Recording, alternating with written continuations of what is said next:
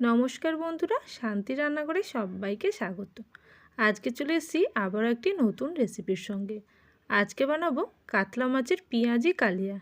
এটি খেতে যেমন সুস্বাদু হয়, দেখেই তো বুঝতে পারছেন কতটা লোভনীয় হয়েছে। এই রেসিপিটি বানানোর জন্য সবার প্রথমে আমার লাগবে কাতলা মাছ। তবে কাতলা মাছে এইভাবে ছোট ছোট কালিয়ার পিস করে কেটে নিয়ে আসতে হবে বা কেটে নিতে হবে। সবার প্রথমে ভালো করে ধুয়ে মাছটাকে পরিষ্কার করে নিয়ে একটি প্লেটের মধ্যে নিয়ে নিলাম। এবার অল্প লবণ দিয়ে বেশ কিছুক্ষণ মাখিয়ে রেখে দেবো।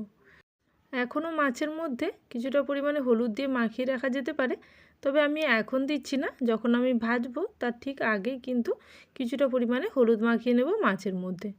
এখন মাছটাকে আমি কিছুক্ষণের জন্য ম্যারিনেশন করার জন্য রেখে দিচ্ছি। এবার মাছটা ম্যারিনেশন হয়ে গেছে বেশ কিছুক্ষণ। এবার আমি ঢাকনা খুলে নিচ্ছি। এবার মাছের মধ্যে অল্প পরিমাণে দিয়ে দিচ্ছি হলুদ। ভালো করে হলুদটা মাখিয়ে নিয়ে মাছটাকে ভেজে নিতে হবে। যেহেতু কালিয়ার ফিশ করেছি তাই ছোট সাইজের পিস হয়েছে এবং খুব সাবধানে মাছগুলোকে ভেজে নিতে হবে।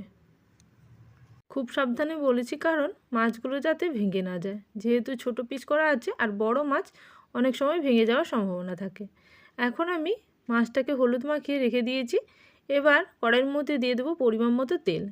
আমি যেহেতু কালিয়া রান্না করছি, একটু বেশি পরিমাণে তেলেই রান্না হবে, আর মাছটা একটু ভালো করে ভেজে নেওয়ার জন্য একটু বেশি পরিমাণেই সর্ষের তেলে মাছটা ভেজে নিচ্ছি।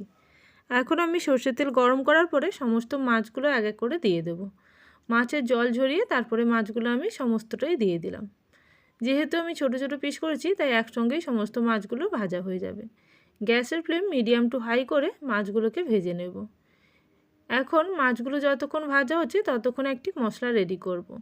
এখানে খুব বেশি মশলা লাগে না, তবে এর মধ্যে লাগবে হলুদ এবং লঙ্কার গুঁড়ো। তাই আমি একটা বাটির মধ্যে হলুদ এবং লঙ্কার গুঁড়ো কিছুটা মিশিয়ে রেখে দিচ্ছি। তারপরে এর মধ্যে আরও কিছু উপকরণ লাগবে, যেমন এখানে আলু লাগবে, পেঁয়াজ লাগবে এবং কাঁচা লঙ্কা লাগবে, আর সঙ্গে আদাও লাগবে। সেগুলোও আমি রেডি করে নেব। এদিকে মশলাটা গোলানো হয়ে গেছে। এবার আমি মশলাটা সাইডে রেখে দিচ্ছি। মাছটাও কিন্তু প্রায় অনেকটা ভাজা হয়ে গেছে। মাছটা যতক্ষণ ভাজা হচ্ছে ততক্ষণ আমি আর বাকি প্রিপারেশানগুলো করে নেব। এবার মাছটাকে হালকা হাতে এইভাবে উলটপালট করে দিয়ে আবারও বেশ কিছুক্ষণ ধরে গ্যাসের ফ্লেম স্লো টু মিডিয়াম করে রান্নাটা বা মাছের ভাজাটা রেডি করে নেব। মাছটা এদিকে ভাজা হতে থাক, এদিকে আমি আলু এবং পেঁয়াজ এবং সঙ্গে কাঁচা লঙ্কা কেটে নেব। এখানে আমি 3টে মাঝারি সাইজের আলু ভালো করে ধুয়ে পরিষ্কার করে নিয়েছি, সঙ্গে পেঁয়াজেরও খোসা ছাড়িয়ে নিয়েছিলাম। এখন আলুগুলোকে পিল করে নেব, তারপরে একটু বড় সাইজের টুকরো করে কেটে নেব। যেইভাবে আমরা মাছের টুকরো করেছি ঠিক সেই রকম টুকরো করে কিন্তু পেঁয়াজ এবং আলুগুলোকে কেটে নিতে হবে। তাই আলুগুলো পিল করার পরে এইভাবে কেটে নিচ্ছি। পেঁয়াজটাকেও ঠিক সেইভাবেই কাটতে হবে, যেরকম আমি আলু কাটবো ততটা বড় করেই কিন্তু পেঁয়াজগুলোও কেটে নেব।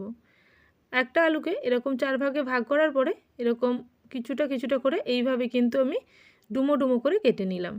সমস্ত আলুগুলো কেটে নিয়ে সাইডে সরিয়ে নেব এবং সঙ্গে পেঁয়াজও কেটে নিচ্ছি। এদিকে মাছটা কিন্তু ভাজা চলছে। চাইলে সমস্ত প্রিপারেশনগুলো আগে থেকেই করা যায়, তবে যেহেতু এটা সিম্পল রেসিপি তাই মাছ ভাজতে ভাজতে কিন্তু সমস্ত উপকরণগুলো রেডি হয়ে যাবে। খুব বেশি মশলার এখানে প্রয়োজন হয় না, আর খুব বেশি কিছু রেডি করারও আগে থেকে প্রয়োজন হবে না। এখন আমি পেঁয়াজটাকে ভালো করে এইভাবে চৌকো পিস করে কেটে নিয়েছি। যেইভাবে আমরা চিলি চিকেনের কাটি সেইভাবেই কিন্তু প্রায় কাটা হয়েছে। এবার দেখুন আদা আমি এখানে 2 ইঞ্চি পরিমাণে নিয়েছি। এবার সঙ্গে কাঁচা লঙ্কা এখানে আমি 3টে দিচ্ছি। আপনারা চাইলে ঝাল অনুযায়ী বা ঝাল যেরকম খেতে চান সেই অনুযায়ী কিন্তু কাঁচা লঙ্কাটা দিতে পারেন। এবার আমি লঙ্কা এবং পেঁয়াজ সমস্ত কিছুকে আলাদাভাবে রেখে দিলাম। এদিকে মাছটা ভাজা হয়েছে কিনা দেখে নেব, আর সঙ্গে আদাটা আমি গ্রেট করে নেব। চাইলে আদা এখানে পেস্ট করে দেওয়া যেতে পারে, তবে আমার যেহেতু আমি ইজিভাবে বানাতে চাইছি তাই এখানে আমি আদাটাকে গ্রেট করে নেব। মাছটা এদিকে ভাজা হয়ে গেছে। এবার মাছটা একটা প্লেটের মধ্যে তুলে নিচ্ছি।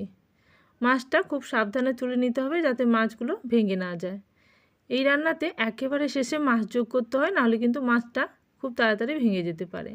তাই সবার প্রথমে মাছগুলো তুলে নিয়ে এবার আমি দিয়ে দেবো আলুগুলো। আলুগুলো ডুমো ডুমো করে কাটা আছে। আলুগুলোকে এমনভাবে ভেজে নিতে হবে যাতে আলুগুলো প্রায় সেদ্ধ হয়ে যায়। তাই এখানে গ্যাসের ফ্লেম স্লো টু মিডিয়াম রেখে আলুগুলোকে ভাজতে থাকবো। আলুগুলো যতক্ষণ না পর্যন্ত গোল্ডেন ব্রাউন কালার আসে ততক্ষণ পর্যন্ত কিন্তু আমি ভেজে নিয়েছি। এবার আলুর মধ্যে পেঁয়াজটা অ্যাড করে দিচ্ছি।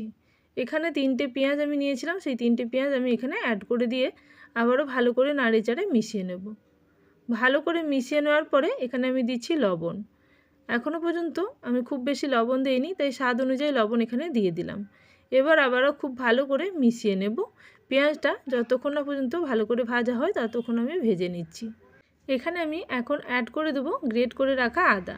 এখানে আদার পেস্টও ব্যবহার করতে পারেন, তবে যেহেতু আমি তাড়াতাড়ি বানাতে চাইছিলাম এবং খুব সহজভাবে বানাতে চাইছিলাম, তাই আমি এখানে অল্প আদা গ্রেট করে নিয়েছি। এবার আদাটাকে দিয়ে কিছুক্ষণ নাড়িয়ে চাড়ে ভালো করে ভেজে নেব। গ্যাসের ফ্লেম এখন আমি স্লো টু মিডিয়ামে রেখেছি। এবার যখন আদাটা ভালো করে ভাজা হয়ে যাবে, এরপরে দিয়ে দিচ্ছি আগে থেকে তৈরি করে রাখা হলুদ এবং লঙ্কার পেস্ট। হলুদের পরিমাপটা আপনারা যেরকম চাইবেন সেই অনুযায়ী কিন্তু দিয়ে দেবেন। আর লঙ্কা এখানে আমি কালারের জন্য কাশ্মীরি রেড চিলি পাউডার ব্যবহার করছি। যেহেতু আমি খুব বেশি ঝাল পছন্দ করি না, তাই কম পরিমাণে এখানে ঝাল দিলাম, শুধুমাত্র কাঁচা লঙ্কার ঝাল। আপনারা চাইলে এখানে গুঁড়ো লঙ্কাও ব্যবহার করতে পারেন। এবার মশলাটাকে খুব ভালো করে কষিয়ে নিচ্ছি যতক্ষণ না পর্যন্ত এইভাবে তেল ছেড়ে আসছে। তবে মশলাটা কষাতে খুব বেশি টাইম লাগে না, 1 থেকে 2 মিনিটের মধ্যে খুব ভালো করে মশলাটা এইভাবে তেল ছাড়তে শুরু করবে। এবার মশলাটা ভালো করে কষানো হয়ে যাওয়ার পরে দিয়ে দেবো আমি 1 বাটি পরিমাণে গরম জল। জলটা দেওয়ার পরে এবারও ভালো করে মিশিয়ে নিয়ে এবার কিছুক্ষণের জন্য ফুটিয়ে নেব এবং ঢাকনা দিয়ে আলুটা সেদ্ধ হওয়া পর্যন্ত ওয়েট করব। এখনও পর্যন্ত আমি মাছ এখানে অ্যাড করিনি, কারণ মাছটা যেহেতু একেবারে শেষে দিতে হবে, নাহলে মাছ ভেঙে যেতে পারে, যেহেতু ছোট টুকরো আছে। তাই ঢাকনা দিয়ে 5 মিনিট মতন রান্না করে নিয়েছি গ্যাসের ফ্লেম স্লো অবস্থায়। এখন আমি ঢাকনা খুলে দেখে নেব। দেখুন রান্নাটা প্রায় শেষের পথে। এখন আমি দেখে নেব যে আলুটা সেদ্ধ হলো কি না। আলুটা কিন্তু পুরোপুরি সেদ্ধ হয়েছে। আপনারা যতক্ষণ না পর্যন্ত আলু সেদ্ধ হয় ততক্ষণ পর্যন্ত ঢাকনা দিয়ে এইভাবে রান্না করে নেবেন। এরপরে দিয়ে দিচ্ছি পরিমাণ মতো ঘি। এখানে যেহেতু কালিয়া বানাচ্ছি, এই রান্নাতে অবশ্যই ঘি দিতে হবে। এখানে আমি 2 টিস্পুন মতন ঘি দিলাম। এবার খুব ভালো করে নাড়িচাড়ে মিশিয়ে নেব। এবার দিয়ে দেবো অল্প পরিমাণে গরম মশলা। এখানে গরম মশলাতে এলাচ, দারচিনি এবং লবঙ্গ আছে। এবার খুব ভালো করে মিশিয়ে নিয়ে এর মধ্যে আমি এখন অ্যাড করব মাছ। মাছ দেওয়ার পরে খুব বেশি নাড়াচাড়া করার প্রয়োজন নেই। মাছ দিয়ে মোটামুটি হালকাভাবে কিছুটা নাড়াচাড়া করে নিয়ে তারপরে কাঁচা লঙ্কা দিয়ে ঢাকনা দিয়ে কিছুক্ষণ রান্না হতে দেব। মাছটা এইভাবে গ্রেভির সঙ্গে হালকা হাতে মিশিয়ে নেব। মাছটা ভালো করে মেশানো হয়ে গেলে গ্রেভির সঙ্গে তারপরে দিয়ে দিচ্ছি কাঁচা লঙ্কা। এখানে আমি 3টে চেরা কাঁচা লঙ্কা দিয়ে দিলাম। দিয়ে আবারও হালকা হাতে মিশিয়ে নিয়ে ঢাকনা দিয়ে আবারও 1 মিনিট মতন ঢাকনা দিয়ে রান্না করে নেব। আপনারা যদি এই রান্নাতে কিছুটা গ্রেভি খেতে চান তাহলে অল্প গরম জল অ্যাড করতে পারেন বা গ্রেভিটা আরেকটু বাড়িয়ে নিতে পারেন। জলের পরিমাপটা একটু বাড়িয়ে নিলেই গ্রেভিটা অবশ্যই বেড়ে যাবে। দেখুন রান্নাটা কিন্তু সম্পূর্ণ রেডি। তাহলে বন্ধুরা রেসিপি ভালো লেগে থাকলে অবশ্যই কমেন্ট সেকশানে জানাবেন। আর যারা এখনও পর্যন্ত চ্যানেলটিকে সাবস্ক্রাইব করেননি, অবশ্যই চ্যানেলটিকে সাবস্ক্রাইব করে নিয়ে পাশে থাকা বেল নোটিফিকেশানে ক্লিক করে রাখবেন, যাতে আমার চ্যানেলে নতুন রেসিপি আসার সঙ্গে সঙ্গে আপনাদের কাছে সবার আগে নোটিফিকেশান পৌঁছে যায়। তাহলে আজকের জন্য এই পর্যন্ত। আবারও চলে আসবো নতুন কোনো রেসিপির সঙ্গে। ততক্ষণের জন্য সবাই ভালো থাকবেন, সুস্থ থাকবেন। Thank you for watching my video.